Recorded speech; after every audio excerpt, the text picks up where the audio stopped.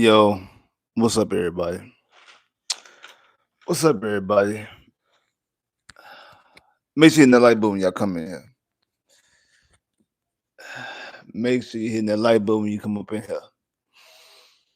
Man, uh, man, yeah, yeah, that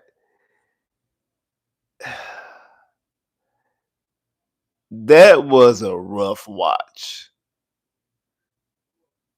That was a very rough watch. Man, that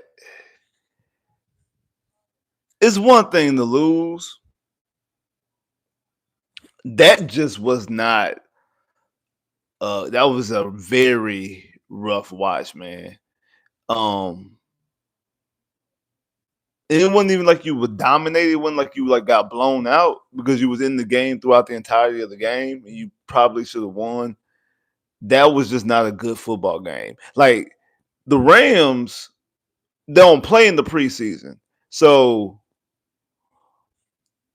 like it's okay for them and it's not surprising for them to look sluggish and look it's not surprising for them to look sluggish. It's not surprising to them to come out slow. You know what I'm saying? That's not surprising for them. It's not surprising for them to look the way they look. But the Texans played in the preseason, but they only played, like, to be fair, they only played one preseason game. I thought that they should have played the first preseason game. I'm not tripping about the last one. I thought that at least the offense would play at least one series of the first preseason game, and it looks like that they needed that. It looks like that they needed that. We're gonna get to, yeah, I see. Yeah, we're gonna talk about Dari in a minute. But yeah, like that was definitely a tough watch. Definitely was a tough watch. The Texans look like they don't they they look like they didn't know what they were doing out there. And this offense.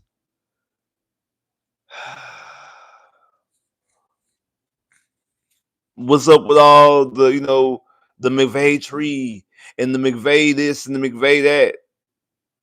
Man, that offense didn't look good. That offense. This outside of Chubb has some decent runs. I like the catch that the play that Xavier had. Xavier Hudson had like the 23-yard catch, and then that one play that Higgins had made, that was a good play too. Other than that, their offense was not good. Mission to like, but I mean, I know y'all not liking the game, man, but y'all can at least like the stream. Make sure you're hitting that. Make sure you're hitting that like button, man. Make sure you're hitting that like button, man. Make sure you're hitting that like button, man. Nick Haley, Bobby Slow Juniors, shout wise. Because me and Wise peep game on Bobby Slowick early on. Like me and Wise peep game on Bobby Slowick after that Miami preseason game. They first year we peeped that game. We peeped that early that about this offense and Bobby Slowick as a play caller. Uh, um, I'm not gonna say Bobby Slowick 2.0 just yet, but the offense wasn't nothing to write home about. Their offense wasn't nothing to write home about. Like their offense was nothing for you to be like, "Hey, that's the offense." So let's get into it. Let's get into it. Let's get into it. So the Houston Texans fall to the Los Angeles Rams, 14-9. The Texans couldn't even get an offensive touchdown. We lost 14-9. CJ Stroud was 19 to 27 for 70%, 188 yards, no touchdowns, had an interception. He was throwing to Higgins, and the defender was able to rip the football out of Higgins' hands and was able to come up with an interception. Nick Chubb had 13 carries for 60 yards. Dari had 2 carries for 9 yards, and then also had 2 catches for 17 yards. And one of those is very crucial because he lost the fumble. DP carried the ball 3 times, had 5 yards. Woody Marks carried the ball 3 times and had 5 yards. Jalen Higgins was targeted 3 times, had 2 catches for 32 yards. X was targeted twice with 2 catches for 30 yards. Dalton Schultz was targeted 5 times, had 3 catches for 28 yards, and Nico Collins was targeted 5 times, only had 3 catches for 25 yards. This Dalton Schultz, I'm actually surprised when I seen the number that he only had 3 catches and he only had 28 yards. I was surprised because I felt like that Dalton caught like a couple catches. I feel like Dalton caught more than 3 catches, and I feel like Dalton had more than 28 yards, but that's what it said. Matt Stafford was 21 of 29 for 72 completion percentage, 245 yards, 1 touchdown, no interception. Kyrie Williams had 18 carries for 66 yards and 1 touchdown. Puka Nacua was targeted 11 times with 10 catches and 130 yards. And that last one completely ended and sealed the game because the Texans still had a small inkling of hope, still had a small inkling of a shot to actually still possibly do something, but wasn't able to do nothing. Devontae Adams targeted 8 times for 4 catches for 51 yards. Both the Texans and the Rams, both defenses was able to get 3 sacks. They would get to their quarterback 3 times. Both teams forced turnovers. The Texans were able to force a fumble and got fumble recovery in a crucial point of the game when the Rams were about to seal the deal. The Rams were about to do exactly what the Texans wanted to do. What CJ said he wanted the Texans to do. What I said I wanted CJ and the Texans to do. Hey, go ahead and put this team, put teams away and put them out of your misery. Put these teams out of their misery. And they were about to do that. They were right there. They were about to go ahead and seal the deal and end the game. And then Aziz with a crucial forced fumble. The Texans were able to recover it. After the forced fumble, the Texans were able to recover it. And 3 timeouts. There was like 4 minutes left to go in the game at that point in time. Still had a 2-minute warning. It looked like the Texans had a shot. And I started to feel kind of like what I said today. I was starting to feel like, okay, maybe this is it. Maybe the Texans offense has been sluggish the entire game, but maybe this is it. Maybe this is the moment right here. This is it right here. This is the moment right here where CJ is showing you why he's a franchise quarterback. CJ is showing you why he's that guy. CJ is showing you why he should be considered top 5 and things like that. CJ is showing you exactly what it's supposed to be like. 3 timeouts, 4 minutes left, 2-minute warning, down by 5. Okay, let's go down there. And the Texans were moving. And especially after the roughing the passer call. After the roughing passer call, I thought the Texans were about to score a touchdown. I thought the Texans were about to score a touchdown, at the very least take the lead. And then they was able to get first down with Dari, and they tried to go back to the well one too many times, and Dari caught the football, but was able to fumble. But I see some hold on real quick, man. Hey, shout out to boy Chris for the super chat love. Definitely appreciate that. Yeah, typical Texas fan hyping up about the offense. Not one touchdown. What about them? What about Indy? Imagine the Colts and the Jags dominating, seeing that coming. I'm glad to be here and here accepting these L's. Honestly, I had y'all winning this game. Honestly, I had y'all win this game. Had y'all win this games. Texans always gonna Texans. I know Chris is an Indianapolis Colts fan. No, he's an Indianapolis Colts fan. And I want to, say something very.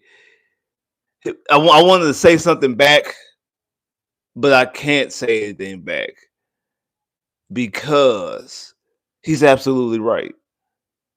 He's absolutely right. Now, yeah, they did. They played the Dolphins, and I said that last night, in my live stream last night, and I said it when I did the AFC South predictions. I think that Mike McDaniels is going to be the first head coach fired. So I thought the Indians definitely going to get that win against Miami because I thought they were going to be the very. I think Mike McDaniels is going to be the very coach fired. So I'm not surprised that Indy won. I picked Indy to win. I'm surprised. I'm not surprised at all that Indy won. I'm not even surprised that the Texans lost. I'm surprised at how sluggish the Texans look. But shout out Chris for the super chat love. Hey, I know he in a good mood right now. Indy won. The Texans lost. Indy dominated. The Texans looked at like I wouldn't even know. I wouldn't even say the Texans, typical Texans, and Texan gonna Texan because I feel like that this performance just was not a good performance, and it wasn't even the typical Texans ain't show up performance like against the Ravens last year on Christmas Day. It's not even that. This was very similar to that. No, because the Jets was a bad team. I was saying similar to that Jets game. Like they just looked uninspired. We've been waiting all summer long. We've been sitting up here waiting all year long for this right here.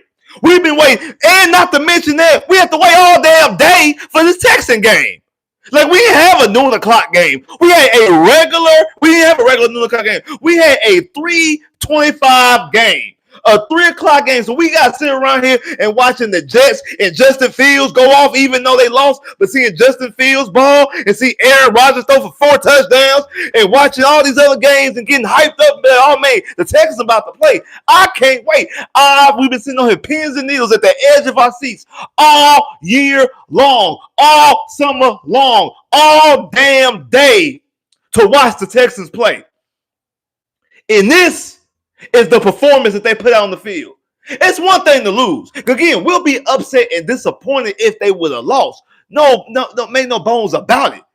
We wanted them to win. So it's not just about the loss, though. Because even if it was a loss and it was a good, entertaining game, if it was a game like how the Jets played and how the Jets end up losing to Pittsburgh, if it was a back and forth game and CJ out there throwing touchdowns and things like that, hey, do we want to win? Absolutely. But are we okay? And can we, hey, it's some things that we need to fix and things that we need to correct. But when you come out there playing unexpired, I don't care none of that. I don't give a damn about none of that. I don't care about none of that. I don't care. Well, CJ threw for 70%. I don't give a damn. Nick Chubb was able to run the football well. I don't give a damn. You think, look at me. Look at me. Do you think I give a damn? No, I do not give a damn. I do not. Because that was a bad performance. What was you looking at like that? Then why is DP still on the damn team? I'm sorry. I don't know what they see in DP. I really don't. I think the only exception was because because Joe Mixon's out. He's on the PUP list. He's going to miss 4 games. So since Joe Mixon's on the PUP list, he's going to miss 4 games. Hey, we're going to keep DP on the roster. Cool. All right, cool. Then what's his name? Barrios hamstring issue. He ain't going to play. You need somebody to be a returner. I really thought DP wasn't going to be active. But he was active. And I thought, okay, we probably do need somebody to run the kickoff return because Braxton Berrios ain't going to be available today. All right, cool. Why is he out there on the offensive side of the ball getting 3 carries? Why was he the second running back to touch the football? After actually he was the third because Dari was the second running back to touch the football after Chubb. Why is he out there touch the football before Willie Marks? Why are we throwing the football to him and he act like he can't catch? Like, bro, dog, get DP off the team, dog. Like, get DP off the team, bro. Like, get him off the team, bro. Hey, shout out Gilbert for the super chat love. Definitely appreciate that. The defense did their job, and the offense finally came together the last drive minus the fumble. And shout out Gilbert for the super chat love. Definitely appreciate that. The defense did their job in spurts, but like I said last night, the defense has a glaring issue. And until we, like I said, 3 games in a row without doing that. They give up big plays, and they give up big plays in bad moments. They give up big plays in crucial moments. And they did it again today. That last play, the Puka, that sealed the deal. Big play. Then the drop, no, was it the trying to think if it was either the drive they got the fumble on, or the drive they got the second touchdown on. But he gave up a big play in there too. Like Puka was out there eating their lunch. Like after getting hit and getting the concussion and bleeding from his head and all that type of stuff. But again, the referees tried everything they could to get Puka out the game for the Texans. They tried everything they could. But Puka still was out there eating their lunch. And Puka Nacua, I'm sorry, bro. I'm sorry. I used to be like, man, Puka ain't no top 10. I mean, they force feed Puka Nacua. He got all them targets. That's the reason why he had all them targets as a rookie. I'm sorry, bro. I'm sorry. I still do think they force feed you because you got 11 targets today. Like you got 11 targets today, but you got 11 targets today and 10 catches for 130 yards. So, but you was able to come up with 130 yards. Like you took those 10 catches, able to come up 130 yards with like 13 yards of reception. So, hey, shout out to Puka Nacua. Like Puka Nacua was out there balling. But I don't know. Like I like the defense constantly gives up big plays. And then I don't know if this is a good thing or not when it comes to this offense. I kept on noticing this. How they kept rotating the receivers.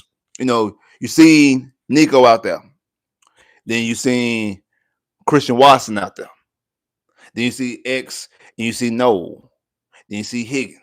Like they kept, like the receivers just kept on rotating, and I'm like, okay, like we don't have just like do we not have a bread and butter? Like I understand like the whole game plan offense and stuff like that, and then finding mismatches, but we are not gonna sit up here and act like we got one of the best receivers in the league. And what's up with all the top receivers like week 1?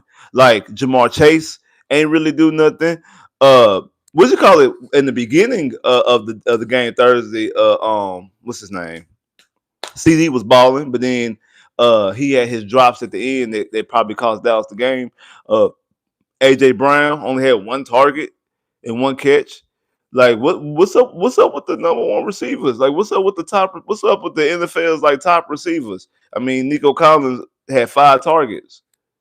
Like Puka Nacua got 11. Devontae Adams got 8. Nico Collins only got 5. Nico Collins got 5. Hey, shout out Gilbert once again for the super chat love. Definitely appreciate that. 14 points too high top. 14 points too high power offense is okay with me. I got you saying. You're saying that. Well, you're saying that the Texans defense. I thought you were being funny. I thought you were about saying that it was too much. That the 14 points was too much for our offense. But what you're saying is our defense only allow 14 points. So you cool with that? I mean, yeah. Shout out Gilbert for super chat love. Definitely appreciate that. I mean, I get what you're saying on that as far as the scoring, as far as the points allowed, but it's. And you're right. Only allowing 14 points is enough to win the football game. Like because there's no excuse. I'm not blaming the defense out because one, the defense gave the offense the ball back when the game should have been over. Like the Rams should have been ending the game. The game should have been over. It should have been a wrap. The Rams had a chance to end the game and were going in. They were in the red zone. They were about to end the game. A field goal would make it an 8-point game. Would make it means you have to score a touchdown and get a 2-point conversion just to tie, or a touchdown completely makes it a 2-possession game. And they were about to do that, and Aziz came up with the forced fumble, punching the football out with the hit, and the Texans were able to recover. So the Texans defense did its job. The Texans did what it was supposed to do. This game is strictly on the offensive side of the football. I'm definitely blaming the offensive side of the football. I'm blaming the protection because CJ Steele was getting hit. Now live it is CJ holding on to the ball too long. And then also it just seems like I don't know. It seems like, and we kind of said this last year when we were talking about with Bobby and having both Nico Collins and Tank Dell and Stephon Diggs, that maybe it was too many weapons, too many buttons at the control room, too many toys in the toy box for Bobby Slowick to handle, and he did not know how to. He didn't know exactly. He didn't know exactly how to game plan it. He didn't know how to game plan it. And maybe this could be the same situation when it comes to Nick Caley. So far, game again, week one, very first time calling plays. I know he called plays in the preseason games, but those are different, especially with not having your guys out there. But I think that he was just trying to do too much and get too many people involved. I mean, like you talk about, like pretty much almost everybody got like the same amount of targets, and I do think a lot of that also got to do with the pressure. Also, we had some injuries. You know what I'm saying, injuries on the offensive line that you had to go around and start shaking the offensive line up mid before the game, and then also during the game. So you do have those things as well as factors, but I don't know if it was where was the actual complete game plan, and like we're going to get 12 the ball, because there's one thing that Bobby did do. Bobby had schemed, we're going to give 12 the football. Like that is one thing that Bobby was doing. I have to give Bobby credit that he was able to. Now again, the running game when it came to Chubb looked better. Like we were able to run the football. I felt like better than we did last year. I felt like we ran the football better and more effectively than we did last year. And shout out that boy Gilbert once again with the super chat love. Definitely appreciate that. What do we need to do on the offense to win? Shout out Gilbert for super chat love. I feel like we need to get a bread and butter. I feel like we need to get a bread and butter. I think we need to have a focal point in the offense. Like I said, I think we should like, hey, get the football to 12. We used to get the football to 80. We used to get the football to 10. Like I think like we need to make it a point. And again, now not to the point that where you're forcing it, but I do think that we need to start. I think we need to draw up some plays for 12, and I don't think that we were really doing that. Again, I think something also got to do with the pressure. And I said that last night that this is going to be a test for that front. Like this is going to be a test. Like this right here was going to be a test for the front. Like we were going to see early on exactly how good this. We're going to see early on how good this offensive line is and how good Popovich and Nick Caley can coach this offensive line. I said that yesterday. I said that we're going to see this early on how well we're able to coach this up. I said it yesterday because they have a front. Like they have a front. They have a front. Also, once we have a whole bunch of people up in here, but the likes ain't going up, man. Make sure you're hitting that like button. I know you ain't like the game. I know you ain't like the performance, but I know you like your boy, and I know you like the stream, and I know you like the live, and I know y'all want me to keep going live and keep the lives going and coming. So hit that like button, man. I need y'all to do that for me. I need y'all to do that for me, man. Shout out to everybody that's already hit the like button. If you hit it, appreciate you. If you ain't hit it, make sure you go hit it right now. Hit that like button, get them likes up. You see what I'm saying? Get them likes up. Hey, that helps me, help you, help all of us. You know what I'm saying? The more likes go up, hey, the way this video get the swimming and surfing around the internet, hey, then more videos pop up and things like that. So make sure you hit that like button, man. Get this likes up for your boy. Definitely appreciate that.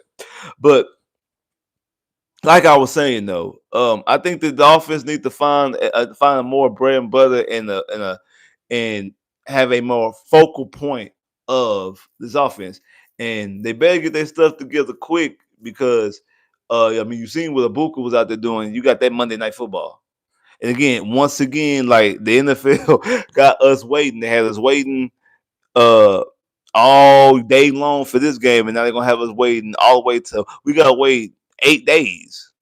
Yeah, like we gotta wait till next Monday to watch Texan football all over again. And like this like the sit up here and wait all day, and that's the performance that you have, man. Like that, that's just not like that was just not a good performance offensively at all. It looked very sluggish. Like I said, man, we looked like a team that ain't did no preseason. We look like a team that barely practiced. We just looked at very very sluggish. Like from the start, like from the jump, the penalties, the. We thought getting rid of Laramie Tunsil was going to negate the penalties. Now it wasn't like false. Like we the penalties that we like the penalties we had for start off, and CJ had to lay a game. Like it was just like it looked like we wasn't ready to play. It looked like we wasn't ready to play, and Kaimi had to get you 3 points. I'm gonna have to get you three field goals. Like you had to look at Kaimi to able to put points on the board. So how many times? Like seriously, let's talk about this. Let's talk about this. How many times are the Texans going to play NFL games and not get touchdowns?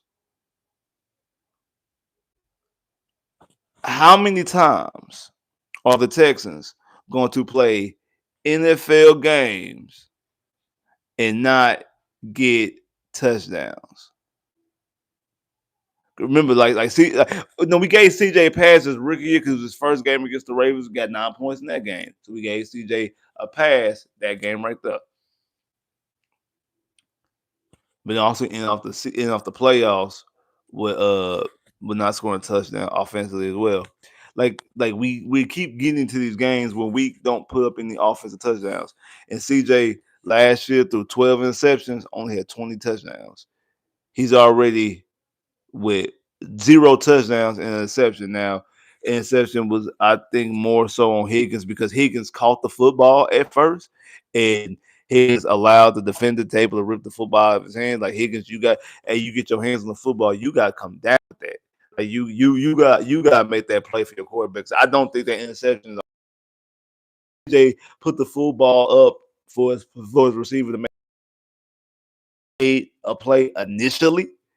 Like initially, his receiver made the play, but then his receiver didn't complete the play. His receiver didn't complete the process, and his receiver didn't help him out, and basically put the Texans in a bad situation. And was that right before halftime? So, it's like I said, I get what Gilbert. Like I get what Gilbert was saying earlier when he said like the 14 points, like point wise, the Texans defense did what they need to do point wise. They did a bend but don't break. Again, they let Puka and Matt Stafford able to get yards. They let them move down the field, but when it was time to tighten up, they did tighten it up, and they was able, like I said, to only hold them to 14 points. And also, when the Texans defense and the Texans in general needed to play and need the football, the Texans defense was able to do it. But the Texans were able to cash in because offensively, we throwing the football to Dari. Again, I'm saying he had got the first down the drop, the play before, but I'm like why is we giving the football to Dari right there?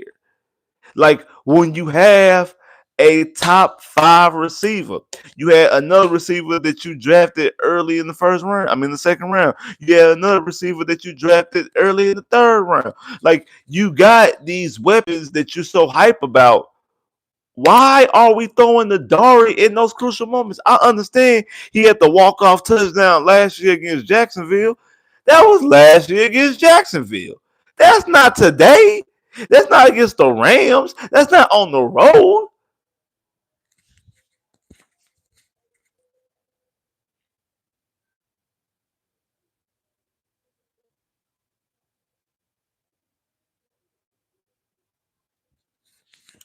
I agree. Darius should not be getting the football twice in a 2 minute drill. I completely agree with that. And then also that game when Dory caught the game with a touchdown, Joe Mixon was out and you didn't have a Nick Chubb. You didn't have a Nick Chubb. You didn't have a Woody Marks. Like you traded a third round pick to move up in the fourth round. That's like giving a first round pick to move up in the second round. Like you gave up a third round pick to move up in the fourth round to draft Woody Marks. Who's supposed to be a third down back, supposed to be a pass catching back. You have Joe. You have Nick Chubb. You didn't have those two players last year when you played Jacksonville and you threw the game with a touchdown to Dart. He scored the walk-off touchdown. So it's not the same situation. Why is Dart getting the football in that situation?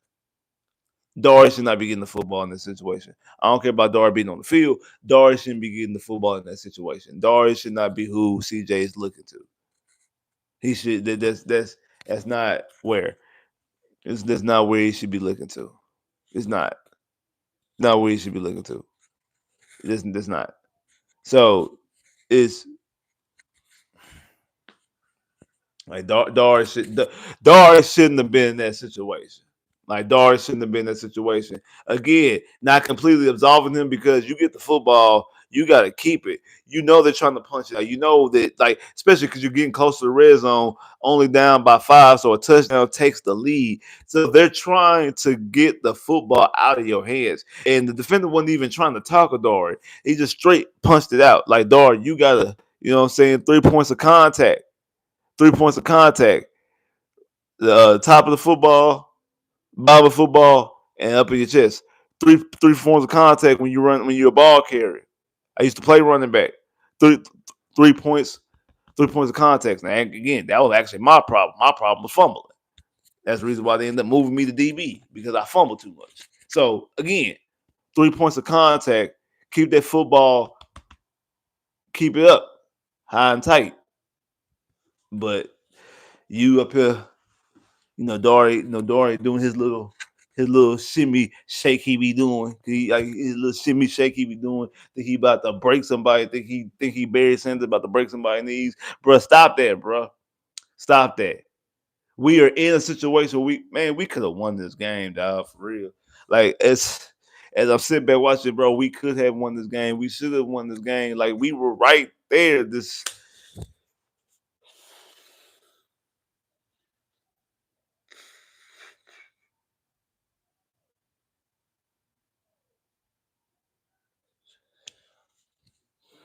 Man, we could have won this game, dog. We really could have.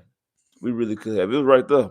It was right there. You couldn't, like I said, when I thought we had a great chance to win the game when we got the football back after Aziz forced that fumble. I thought we had a great chance to win this game. And as we was driving, I'm like, okay. Then it started slowing up, like, man. And then when it was the roughing the passer, with unnecessary roughness, roughing the passer. If we got that first down, I said, "Oh, we about to win this game. Oh, we about to win this game now. We got a second chance. We about to win this game because I'm still waiting on Nico to go off. I'm still waiting on who I think is a top 5 receiver in the league. I'm still waiting on him to go off. Like, I'm still waiting on Nico to go off. I'm still waiting on it. I'm watching. I'm waiting on it right now. I'm waiting for Nico to go off. And y'all throwing the football to Dari. Y'all throwing the football to Dari. Hey, shout out DK for the super chat. Love, definitely appreciate that. Look, the Texans need to stop these. The Texans need to stop with these unproven OCs and bring in someone that's battle tested. The scheme looks the same as last year. We not beating any decent teams. Let alone the elite ones. Shout out DK for the super chat. Love, definitely appreciate that, bro. I can't even disagree with you. And thing is, I don't want to disagree with you. I mean, I'm not gonna say that Nick Caley's trash. I'm not gonna just go out there, Nick Caley's trash. But I've been saying this. To me, I thought that the number one thing to do when they were going after these OCs and interviewing these OCs was find somebody with experience at play calling. I thought that was going to be the number one thing to do is go find somebody who's an experienced play caller. If it was if it was Chip Kelly, if it was Doug Peters, if it was who else was out there? There was even if it was Mike McCarthy, like somebody that's out there that is a proven OC that has called plays on some level.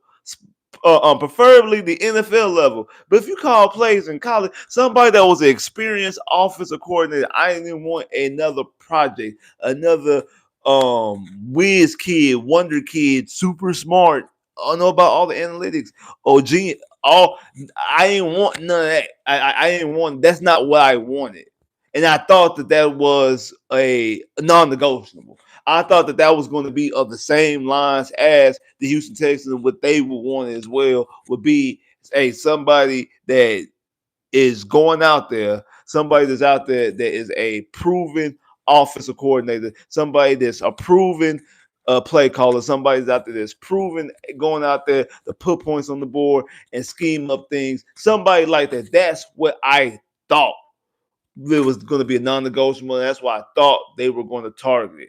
That's exactly what I thought they were going to target it, and they didn't. Like when they were interviewing Nick Caley, and again, I was one of the ones saying I didn't want Nick Caley. I was not interested in the Nick Caley because I know everybody want to be, he's tied to as Sean McVay. He's with Sean McVay and all this different type of stuff. It was with Sean McVay for 2 years. With Sean McVay for 2 years, he spent the previous 10 years in New England. He's going to bring in a very similar offense to Bill O'Brien, which most people can't stand. I think it's more so because they can't stand Bill O'Brien, but he's going to bring more offense. I wanted a different type of offense, but neither here nor there about the scheme, the schematics. I want somebody that could call plays and somebody that was going to call plays. Now, again, I'm not gonna lie. I'm not gonna lie. It was very interesting about somebody being a tight ends coach, and getting this offensive line right. And we still have to see. I can wait on the offense. I can wait on the offensive line. I'm not gonna just straight go out there and bash them when it comes to the offensive line because of all the moving around that you had to do. And also, I think it will take some time for the offensive line to gel. So I'm not surprised about that. Especially like I said, with all the moving around that you have to do with the injuries before the game and then also during the game. So I'm not surprised when it comes to that.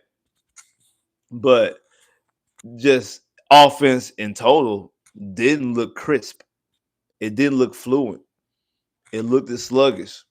It looked as sloppy. It didn't look like they were ready to play football game. It didn't. They did not look like they were ready to go out there and play a football game. They just didn't. Not to me.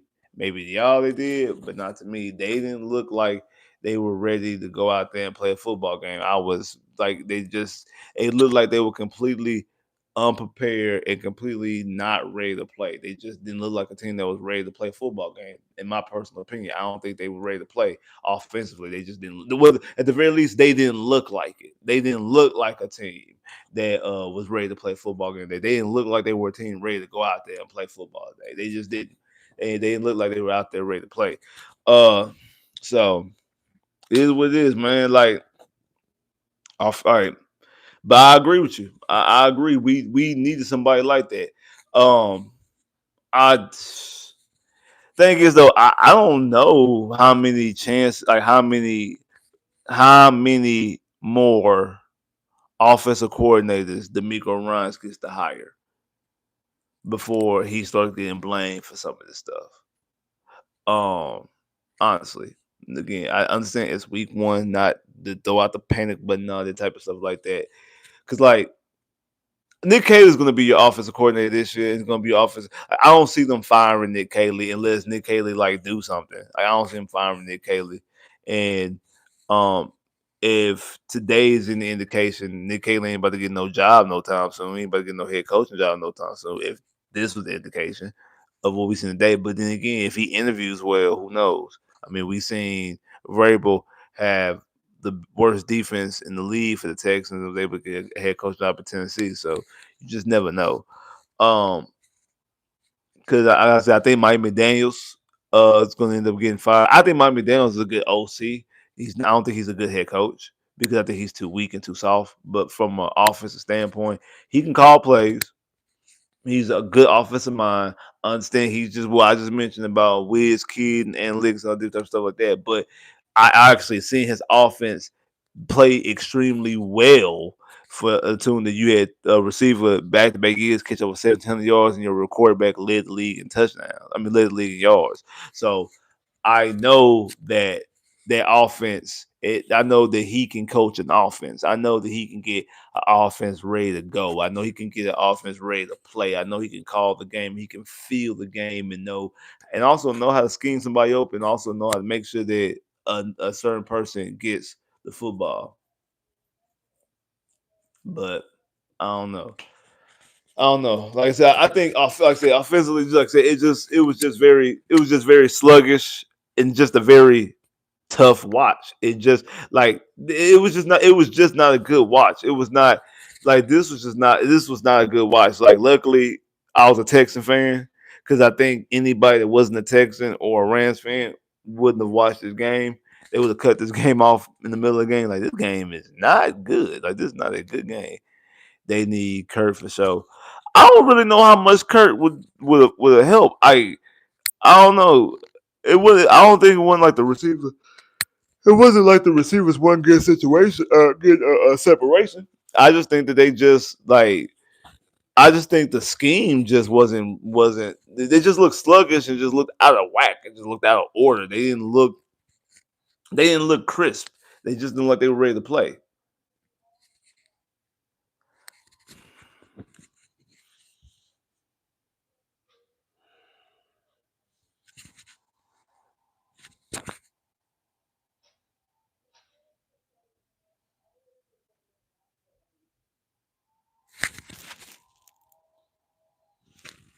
I don't want to say it. What their last comment just said. I don't want to say that. I don't. But I put it like this. I say it like this. Based off of what happened last year and what we've seen so far, which is again just one game, but combo that what we seen all year last year, he's not going to be the top paid quarterback in the league. He's not making $60 million. He might not even be making Trevor Lawrence with 55 million. Like there, there's something. There's something that's I don't want to say going on, but something doesn't look right, and it doesn't look like 2023. Something doesn't look like 2023. Something something don't look like 2023. I don't know what it is. I don't know exactly what it is, but that's not that's not gonna get it done. That's not what's gonna get it done. I don't give a damn who your agent is. I don't care that your agent is the best agent in the league and he gets everybody top paid. You have to show that you're worth getting that, and you can't just be worth getting that just by being in that position. Because when you do that, that's how you end up like Jacksonville giving Trevor Lawrence the money they gave him, or the Giants giving Daniel Jones the money they gave him. Like that's how you end up in those situations. I don't think that Nick Casario is that. I don't think Nick Casario is that. So I do think that you are going to have to, make sure and put yourself out there of being that caliber of quarterback. But what we've seen last year and what we've seen today doesn't reflect that. And what we've seen for the majority of last year, and again, you can blame Bobby, offensive line, weapons being hurt, all those different type of things. He had a worse offensive line his rookie year. Good game, stretching games with Larry Tunsil and Ty Howard in play. Bobby Slowick was his offensive coordinator his rookie year too. And one like that Bobby Slowick first year offensive coordinator was last year. Bobby Slowick was the offensive coordinator his rookie year too. He didn't really have his receivers his first either. Nico missed time twice.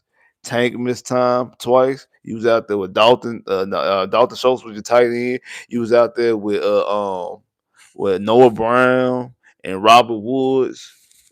Like you was out there with those guys, and you didn't have Stephon Diggs your rookie year either. Like Stephon Diggs wasn't even on the roster. Stephon Diggs was playing in Buffalo. So okay, no, you didn't have Stephon Diggs. You didn't have Stephon Diggs the year before either. So all the excuses that people make for last year for it being the way it went, I do think those things are factors, but they're not excuses. And you can go out there and be like, all those excuses that you're making, you can make those same claims for year one, 2023, but yet still, then you were a top performer, you were a top quarterback, you were the best, this or whatever, top five, all those different type of things. So what changed was different from year one to year two. Now we're in year three, game one, year three, and you look more like CJ looked more like last year, 2020-24 CJ, than he looked like 2023 CJ his rookie year. And that's just what it is. Because if this was 2023 CJ, the Texans would have won. Because I think the Texans won. The reason why the Texans won because the Texans wanted to put up 3 field goals. The Texans actually would have scored 2 touchdowns. Now, one of those probably would be a field goal, but the Texans would score 2 touchdowns in those sequences. So with that 17, yeah, and make it 17, and make it 17, 14, and then the Texans will have to have the ball at the end of the game. Try to either take the lead or tie the game, or whatever the case may be, depending on how the Texan defense handled the Rams when they last drive. So I say all that to say that, like,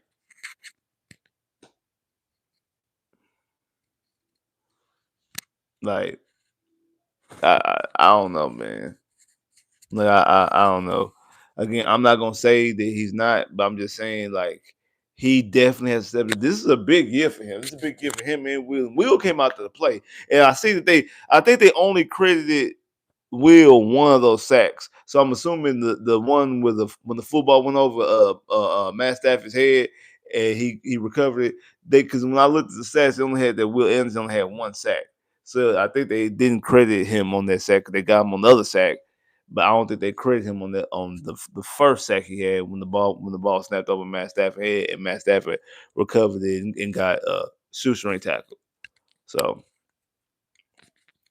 But like I said about Will, like Will got to go out there this season. He got to put up a whole bunch of sacks. Like Will got to go out there and dominate. Like Will, he want to get paid. He got to go out there and dominate. He got to do this. He got to do that. Same thing for CJ. Now CJ's more on the team success as far as where we look at. We in the AFC Championship game. We in the Super Bowl. We win the Super Bowl. Those things definitely are going to depend on CJ, especially his contract. Those things are going to be factors.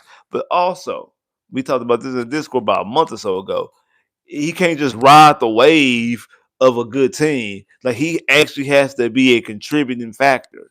And I need him to step up and be that type of contributing factor. That's what I need him to do. I need him to step up and be a contributing factor to this Texan offense, to this Texan team. I need him to do that. Like I need him to do that if he want to get paid, but also for him to be the quarterback that we need him to be. Like we need him to be that type of guy. We need him to be a leader. You got that C on your damn chest. I need you to be a captain. I need you to lead this team. I need you to lead this team. And today's performance, granted, people gonna say he threw 70% completion. He had over 150 yards, almost 200 yards. That's pedestrian. He didn't even get 200 yards. He got 188. That's pedestrian. No touchdowns. That's pathetic. An interception, even worse. I don't care that you threw 70%. I don't give a damn that you threw 70%. I don't care. That doesn't matter to me that you threw 70%. I do not care that you threw 70%. That's cool and all. Yeah, you threw 70%. Cool. Woo. I don't care you threw 70%. I don't care about that. Did you win the game? Could you get the football in the end zone? Now, I do like the fact that he did take out some run on some plays. And he got a couple first downs with his legs. I do appreciate that. I'm glad that is that's a step in the right direction. That's a step in the right direction. He was able to take the football and he was able to snap the football and he was able to run and get some first downs. That was a step in the right direction. That's something that he did not do his first 2 years and something he didn't really do a lot in Ohio State. He did it more so in high school when he was considered a dual threat quarterback. I want to see more of that. I want to see him be able to do utilize that because that's a game changer. Like him utilize his legs and getting first downs and stuff like that. That's a game changer. But also in that same breath, I don't need you to constantly try to bail out the back of the pocket. Try to bail out. Try to bail out and end up a play that could have been an incompletion or completion, or maybe just a 5-yard sack. You turn it to a 15-yard sack. Like that, those are frustrating. Those are things that you be like, CJ, what is you doing, bro? Like, what you got? Come on, bro. Like, why you gotta run back there and do all this? Who you think you is? You think you Lamar Jackson, Michael Vick? Like, no, stop. Don't do that. No, no.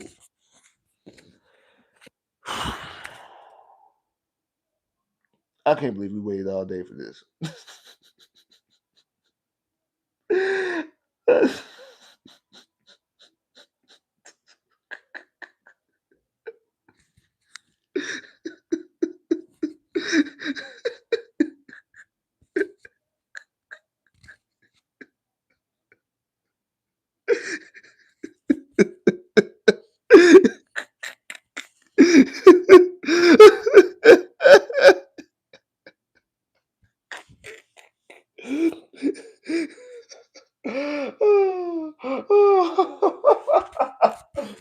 We really waited all day for this, y'all. Like we really sat around all day waiting for this game. We really sat down all day waiting for this game. We really did. I can't believe it. Like we really. Somebody said I waited 9 months. Yeah. Yeah, exactly. Wait all summer long. All summer long. All summer long. All summer long. Ever since you got that, you think that could be? You think it might be? You think it might be that? Ever since that concussion against the Broncos as a rookie year, you think that's the? I mean, that's not the change because after that we seen him ball. Like you know what I'm saying. Now maybe talking about from him running, but he wasn't running that much his rookie anyway. He didn't run his rookie anyway. But like we seen him ball in that more specifically, we seen him ball in that Cleveland Brown playoff game, and we seen him ball against the Chargers too. So I don't know. I don't know. O-line looked better with passing guy in the game. I've been saying that I like passing. I thought passing should have been started last year.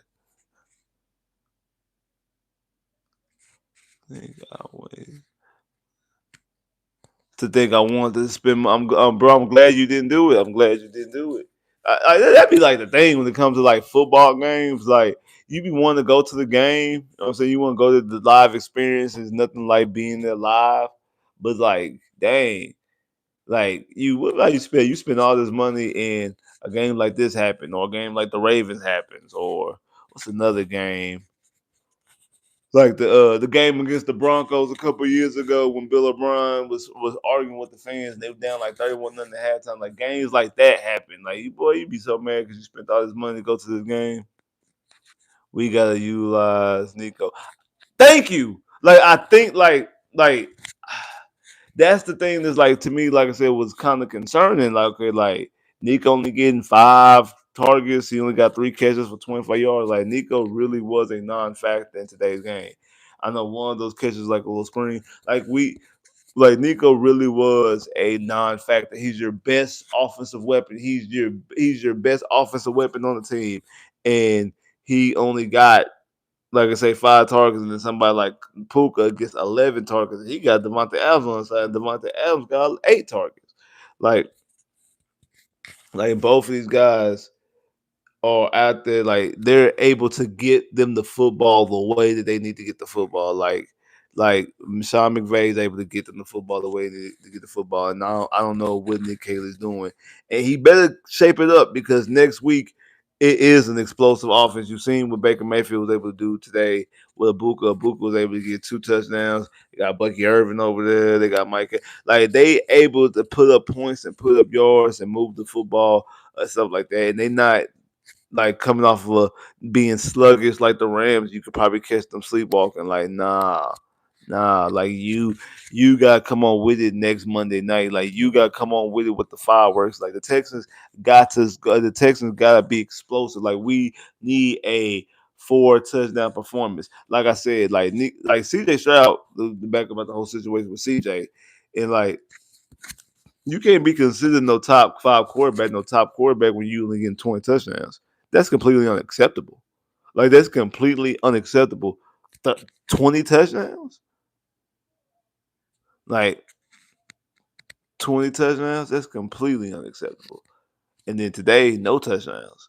Like you gotta be able to put the football in the end zone, especially the quarterback. You touching the football, but you gotta be able to put the football in the end zone. So you gotta be able to help us score points. You gotta be able to help us score points. You just do. You just gotta be able to help us score points.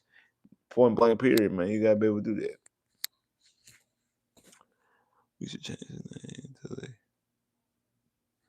the we should change the name to the Houston sack field goals.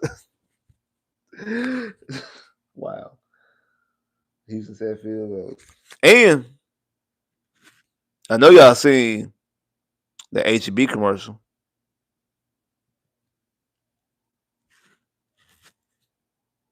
I know y'all seen the HEB commercial. I know y'all seen it. I don't like outside of the Astros, don't nobody need to be doing HEB commercials. That's the only people this is okay to do do HEB commercials. That's the Astros. Everybody else, stay away from the HEB commercials. Stay away from them. Just please stay away from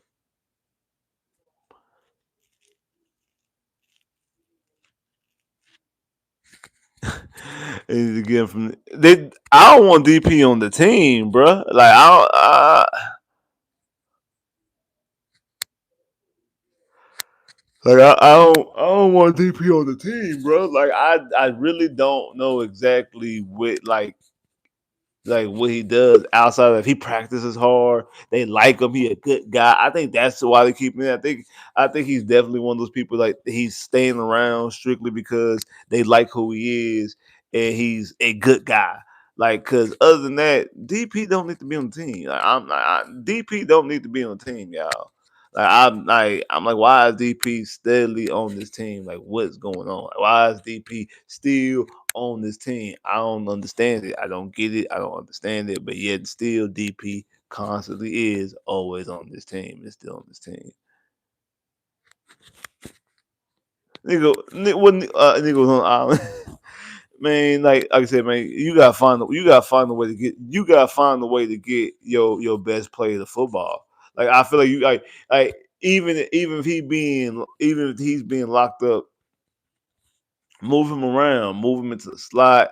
Like do some things, do some more screens and stuff. Like move him around, get able to get him involved. You gotta find a way to get Nico Collins touches, get him involved, and keep him in the game. Because once you do that, it opens up things for the rest of the offense. You start getting Nico Collins involved, it's gonna open up stuff for Higgins and No. It's gonna open up stuff for Higgins and No and Xavier. It's gonna open up stuff for them. It's gonna open up stuff for them. But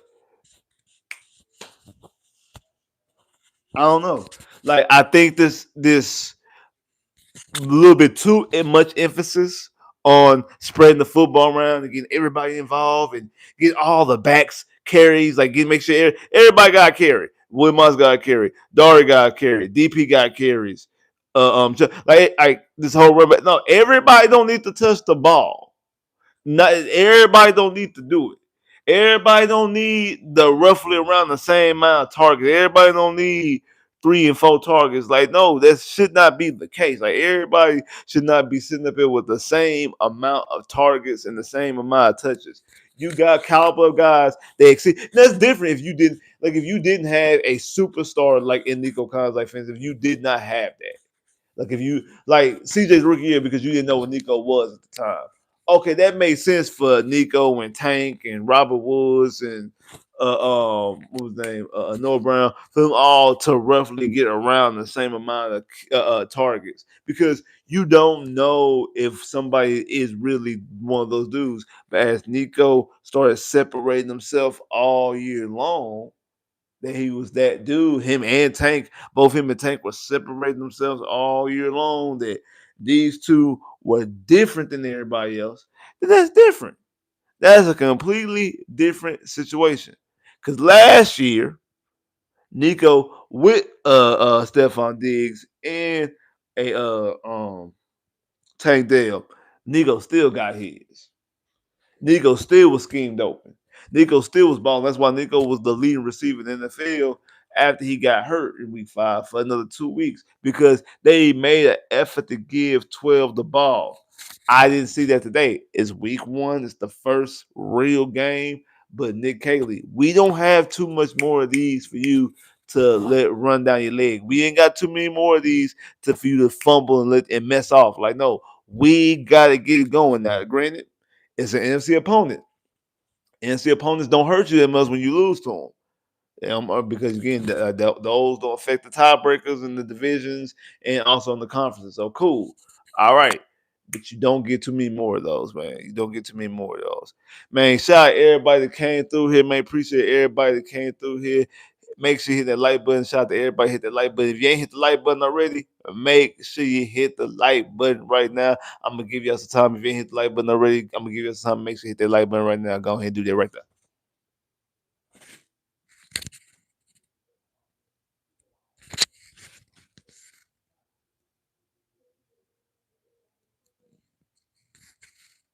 Like I said, if you ain't hit the like button already, man, make sure you hit the like button right now. I'm gonna give y'all some time. Make sure you hit the like button. If you ain't hit the like button already, I'm gonna give you some time. Make sure you hit the like button.